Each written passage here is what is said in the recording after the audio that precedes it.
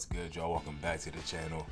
Last night, man, Joel Embiid returned to action, and when I seen the initial reports at work yesterday, I was a little skeptical. I'm not gonna lie to you. Last week, we also heard some rumblings that Joel Embiid could return before the postseason, and I wasn't convinced. I'm gonna just be real with you. I was not convinced that Joel Embiid had fully healed and was able to go up and down in a game situation. But he proved me wrong last night. He was ready. He didn't show up for shoot-arounds, so that after the initial report that he was questionable for tonight's game or last night's game, he didn't show up for shoot-arounds. So that had me thinking like, maybe somebody was just trying to play that April Fool's thing, even though it wasn't April Fool's anymore. But regardless, Joel Embiid came back last night and they took on the OKC Thunder, the 1 seed out west. This was a game, bro. This was definitely a game. Unfortunately, I did not get to watch it in totality last night because living in Ohio, living in Columbus, there was some really bad storms last night. So the power got wiped for about 15 minutes. Nothing too crazy, but I eventually just went to bed and came back and watched it before turning on this video. Joel was really impressive in this game for a guy that's, returning off of a meniscus injury. The last time we seen him before his last game, he had scored the second to last game that he played. He had just came off that 70-point game. So the last time we saw Joel Embiid was at the height of his greatness. Seeing him last night was definitely, it made me feel like a kid, bro. It was giddy. I felt giddy. I'm like, I can't believe how far medical staffs and just the research that we have available to us to be able to have a player like Joel Embiid, who's 7 foot tall, 250 plus pounds, be able to come back within 3 months. Not even 3 months. It's been like 2.5 months at best from a meniscus injury like that. We saw what it did to Derrick Rose, how his whole career just diminished. That was over a decade ago. We now have better resources in our game that can help guys come back faster like Joel Embiid did. They were down by as much as 11 in this game. They won 3 out of the 4 quarters though, which is mad impressive. I will say Shai Gilgeous-Alexander and J-Dub, Jalen Williams, did not play in this game. Our 2 best players did not play in this game. But we still, went out there and held our own. For the most part, we were winning this game. Surprised me to see that we did lose, but on the back of Joel Embiid and Kelly Oubre, the Sixers were just unstoppable in that 4th quarter. It really started in that 3rd quarter. They went on a little run. We were up by 11. They cut it to about 3, and it was like back and forth, neck and neck for the rest of the game. Tyrese Maxey also did not play in this game due to left hip soreness, so it was really just Joel Embiid taking on the Thunder without their star players. But 83-83 in the 4th quarter with 9 minutes to go. Like I said, they made a little run. It was neck and neck. OKC goes on a little run of their own, 11-point run, 94-83 with 7.5 to go. But like I mentioned earlier, the Sixers were just unstoppable in that 4th quarter. The 3-point shooting resurrected their ferocity, and they cut the lead to 3. Kelly Oubre was electric for Philly in that second half, but especially in that 4th quarter. It felt like he scored half of his points in that last 6 to 7 minutes.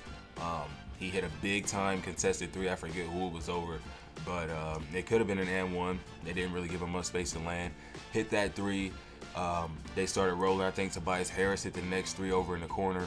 Then off the inbounds play, Kelly Oubre gets to slip behind Joel Embiid, catches the ball, dunk, and 1. So now we really have a game. They took the lead 106-105 after that clutch free throw from Joel Embiid with about 30 seconds left. The Thunder go down to the other end of the court. Josh Giddey's playing with the ball. Joel Embiid, give me that. Easy, just ripped him. He goes down, runs the floor on a fast break, and gets fouled by Chet. I want to say he made both of the free throws to give him a 3-point lead. He made both free throws to give him a 3-point lead. And OKC had another opportunity to score. They did not score, had to foul Tobias Harris. End of the game, 109-105. But in this game, sorry, just hit the camera. Joel Embiid, 24 points, 6 assists, 7 rebounds, 3 steals, 6 of 14 from the field, 12 of 12 from the free throw line. So he is definitely back to the regular Joel Embiid, getting to the free throw line, being a menace in the paint. His mid-range, one of the greatest mid-range shots I've ever seen in my life, bro, because how easy he can get it off. Yes, I get that he's 7'1", but how they were sending double teams at him and he's still just rising up and knocking it down, calm, like no pressure whatsoever. I love that about Joel Embiid. That was one of my favorite things about watching him this season, other than the fact that he's just such a force at the rim. His mid-range shot has improved drastically over the years, bro. One of the greatest mid-range shooters I've ever seen in my life, Joel Embiid. Kelly Oubre, like I mentioned earlier, he led the game in scoring with 25.6 rebounds on 8 of 16 from the field, 4 of 7 from deep. And then Tobias Harris, 18 points of his own, 6 rebounds as well, 4 assists, 5 of 8 from deep, but he missed all of his other 6 shots, so he was just there for three-point shooting tonight. That's cool, though. That's exactly what they needed. They had a combined 28 points off of the bench, which was led by Paul Reed, who had 12 points and 9 rebounds. And like I said, no Maxey in this game with the left hip soreness. On the other end, Chet Holmgren led the way in scoring for us, OKC. Sorry, I keep hitting the camera, man. 22 points, 7 rebounds, 2 blocks, 50% from the field on 7 of 14, 3 of 6 from deep.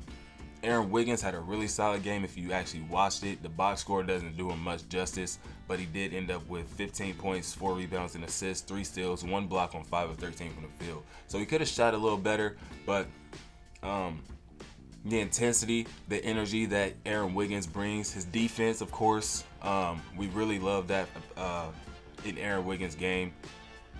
He was the starter in place for Cason Wallace last night. Cason Wallace usually is the one that's getting that call to be the starter, but Daignault decided to go with Aaron Wiggins. And come postseason, man, it's about 4 or 5 games left. I really like how Coach Daignault and Joe Mazzulla have utilized their role players. They're putting them into bigger roles, letting them get bigger opportunities to get comfortable playing their game and allowing them to be their self in this last stretch of the season, so they can have some comfortability going into the postseason, and hopefully they can make some magic. I really love what I saw from Jalen Williams from Arkansas last night. He is the player that impressed me the most out of everybody on the court. Yes, Joel Embiid, by his play, because Joel Embiid being on the court 2.5 months after a torn meniscus and surgery and recovery and therapy, that was the most impressive thing. But the way that Jalen Williams was able to move the ball last night as a center who typically comes off the bench, not a lot of people know that that's in his game, but if you watch OKC, then you know that he is a skilled ball mover.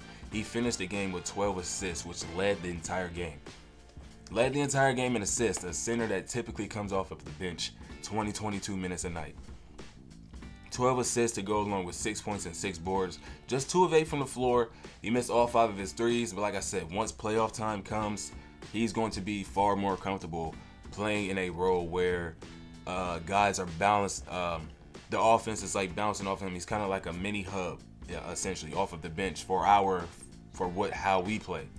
And I really love to see that, man. I really hope that Shai's injury is not lingering once the postseason does come. I mean, we do get a little week break between the 16th and the 20th when the season ends. That's play-in territory, so we do get a little break there.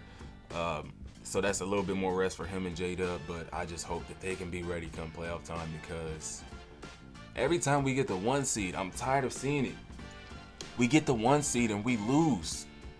We could have really separated before from Minnesota and Denver, bro, but we keep losing every time we get the 1 seed. So that's why we go from 1 to 2 to 3. Like, we bounce back and forth. Minnesota can hold the 1 seed. Denver can hold the 1 seed. OKC has not been able to hold the 1 seed, and it's really, really bothered me. But I have officially made myself late for work, so let me shut up and finish this video off.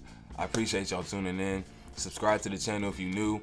NBA University around here. We also enjoy basketball. I'm just not wearing my hat.